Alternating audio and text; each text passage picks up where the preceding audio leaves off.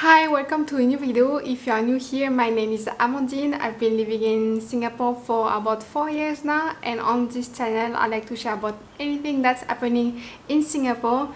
Today we are going to talk about something a bit more personal. It's a goal of mine to be a PR in Singapore, a permanent resident. I've applied for Singapore permanent residency about 4 months ago now, and I've received an answer already. If you are watching this video, you might know already the answer, but I got rejected. It was my first time ever applying for PR. Apparently, like in those recent days, it has been more complicated for people to get PR, but I also discussed with other people who recently got PR, and for them it was quite easy. Like they just applied first time and then got it. So I want to kind of like reflect on why I didn't get approved.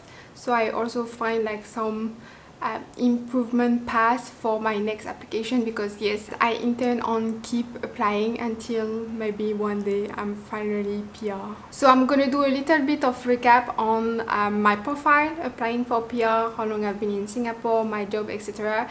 And then also give you the timeline, when did I apply and when did I get the rejection letter. If you're applying for PR, this can give you an idea of the timeline you can be expecting. So concerning my profile, I'm French. I have no family ties in Singapore beside my boyfriend, but we are not married yet, so it doesn't count. Then concerning my employment, I earn more than 5,000 a month. I work in the IT industry, which is quite in demand. I'm a software engineer, and I've been in Singapore for 4 years. I pay my taxes in Singapore, and also I made small donation every month to local charities. So those are kind of like the criteria that often plays in like being a PR in Singapore. Like they look at how integrated you are. Oh, I didn't mention investment. I have investment plan with AIA, and recently I got also one with UOB, through UOB to Prudential. So I do have saving plans in Singapore. So this is my profile when it comes to applying to PR, what they would look at. I assume they are looking at other things, but I'm not like ICA agent, so I cannot know more. And it's kind of like a black box. For example, even the rejection letter, when they reject you, they don't tell you the reason why you are being rejected. So that's why it's a bit complicated to know what you have to improve to maybe have a better chance of getting it next time. So that's why I want to like go through this reflection process about why I could have been rejected. Then concerning the timeline, I applied on the 10th of June and I received the rejection letter on the 15th of October. So there is about 4 months and 5 days between those two dates. Like it was on a Sunday morning, I was about to go to gym and I was like, oh, I'm just gonna check my mails, and then I see a mail from ICA saying that there is an update on my PR application. I knew like after 4 months being approved, I knew it wasn't going to be such a good news, so I indeed looked at it and then it was just a rejection. So yeah, I was like a bit sad on my Sunday. I was like, I will have to apply again, but that's fine. Why am I being rejected? So the first possibility is that it's too soon. I've been in Singapore for 4 years, but I'm coming from France. So they might assume that, oh, if you are coming from maybe Europe and you need more time to adapt to the local culture. Because I've seen profile of people coming from Asian country and they were approved within like 1 or 2 years. If you come from Malaysia, typically it's really easy for you to get a PR at some point. So maybe it's too soon. If it's that the reason, I don't really know what would be a good timeline for them. Is it like, oh, I have to wait 1 more year or like 2 more years, 10 more years? We don't know. Only time will tell. Then it might be simply that there is no spot for me.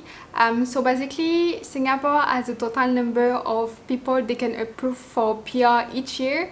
I think like it changed slightly from 1 year to another. It's about 30k PR approved every year. And I think most of them are coming from like surrounding countries. The quota for, let's say, people coming from Europe would be slightly smaller. So if they have approved already quite a number of them, then there is just no spot left for someone like me. What was in my mind is that after COVID, many people left Singapore and some of them were PR, so they might have to renounce their PR. Also, it might mean that there are less people applying for PR at this point of time and that it would give me a chance, but apparently that's not the case. ICA is not really communicating on these kind of things, so I guess it's just how it is, and you cannot plan it in advance anyway when you're gonna apply. The only thing I would do maybe differently is that I would arrange my timeline differently. I would apply the beginning of the year, so that 6 months after when I'm supposed to receive my approval or rejection is mid-year. So technically they have like used up less spots. That's an option that I might explore, but it's definitely not like a recipe for success. Third possibility is that Singapore think that my profile is not so much in demand, so that's why they didn't approve me staying in Singapore. But luckily it's something that I and maybe you can change if you plan on applying again. First, there is your family ties. So technically if you have like family in Singapore, then it's easier for you to apply even if they don't apply for you. For example, you are married to a Singaporean, or if you have kids that are Singaporeans, or if you have your grandparents that are Singaporeans. This one is really the only thing that I don't want to change, because I don't want to get married with the pressure of like being a PR, even though like I often joke about it. It's not something that we are gonna rush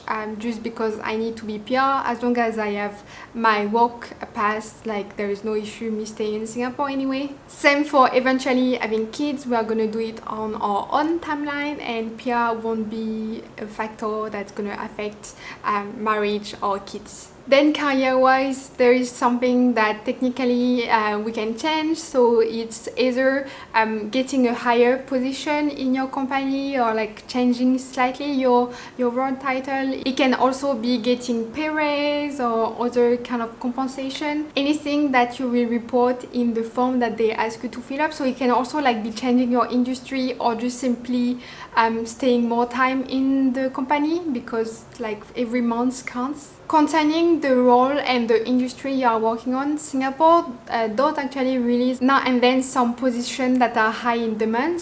So if you follow those, it might be a key for success when you apply for PR in a high in demand industry and job. Then something I mentioned is that I was doing small donation to local charities.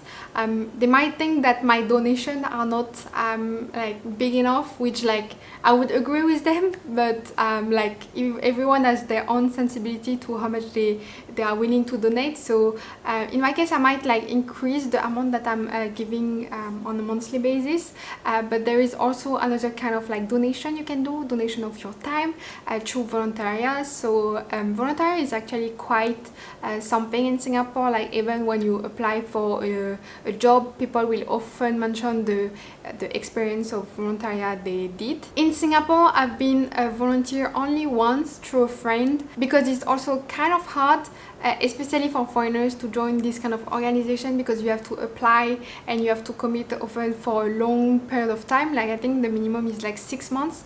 But it's definitely something that I'm gonna look more seriously at and try to find a good match for me, and hopefully be able to help through like giving some time and some care to other people. It's basically giving back to the community, both in terms of monetary value but also time value. Then last point is the investment that you can make. So those ones are more for yourself, but also for your long-term stay in Singapore, whether you will be able to support yourself like throughout your stay in Singapore. So in my case, so I told you I have already one investment plan with AIA, which I'm really happy about. And then I recently got a saving plan through UOB with Prudential. So this is like 2 saving plan already, which is like I'm spending about like 2.5k a month on those. So I don't think I can like do more than that. But if you don't have any and you are planning to stay on a long-term basis in Singapore, you should definitely consider having most of your money in Singapore. For me, I only have like one bank account in France, which is actually not really in France. It's in an online bank, N26 I use, but I also have Revolut, but I don't put any money on it currently. But just to say that they will look at your assets, and your asset must be mostly in Singapore, so they see that you are committed to living in Singapore. I'm not sure if there is another reason why I would be rejected, It could be also like fully random. But then I received a question. I let you know on Instagram like as soon as I received the news that I got rejected. So thank you so much for your supportive message. One question was whether I'm planning to go through an agency.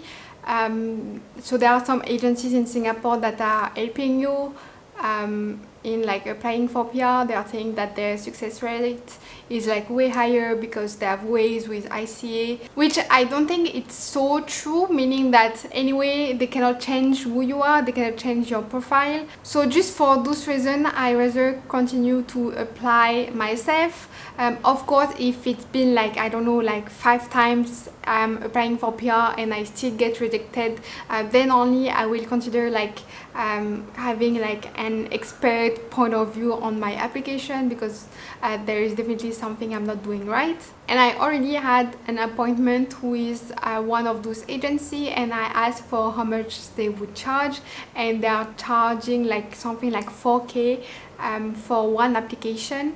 When you have no guarantee of being approved, I think it's just like too much for me.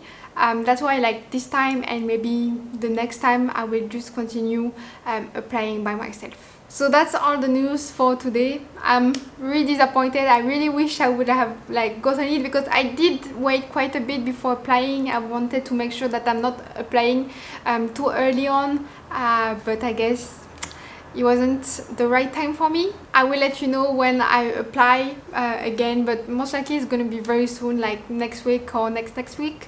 Our worst case scenario is going to be January, because we are planning to travel to Europe, etc. So now we are doing a bit of like trip planning, which is taking quite a lot of time, but I'm really excited for our time in Europe. We are planning on going to Germany, Munich, Vienna, Austria, also Budapest, Hungary. We are gonna do like some really nice Christmas market, which I'm really excited for. We might also go skiing, and of course we're gonna see my parents. Let me know if you wanna join us on the trip. If you have applied for PR or you are applying for PR, I wish you the best luck. I hope that you are gonna get it this time. If you got a rejection, you can try to appeal, but also you can just move on and apply again with a new context, a new profile, to get better chance. I will see you very soon. Bye bye.